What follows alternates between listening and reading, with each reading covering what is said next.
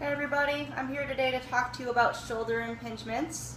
So first of all, I have a scapula, a humerus, and a clavicle here to show you what happens inside the joint when impingements occur. If we look at the shoulder joint from the top, you see these three sort of pointy, bony structures going over the head of the humerus. And in between that space, that's where we have a lot of tendons and soft structures which might end up getting compressed or impinged here if there is a postural imbalance. So what I mean by postural imbalance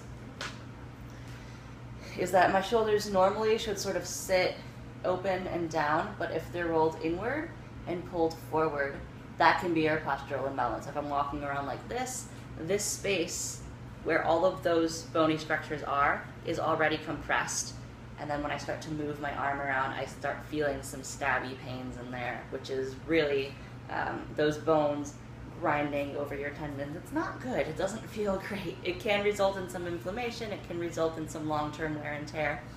So two things that you can do about this is to get this front part opened up, primarily by massage. You can stretch it, and that will certainly help. Sometimes you really just need someone to go in there and pick apart all your fascia and open it up a little bit. Number two, really be mindful of my pull technique. So for example, in my stronghold, if my elbows are together, okay, and my chest is behind my arms, if I come off the pole and take my hands down, this is what I look like. This is that exact postural imbalance that we're trying to avoid, which creates those impingements. What we want instead is shoulders down and back to open up the joint. And I accomplish this by opening my hands like I'm giving you a drink, dropping this shoulder, and squeezing, keeping my arm rotated out as I pull forward and hold. Okay. And same thing with the other arm. Make sure that my chest can be seen in between my arms, because who doesn't want to see that? As opposed to bringing our elbows forward. Okay? So there's lots of hope for you if this is a problem you've been dealing with.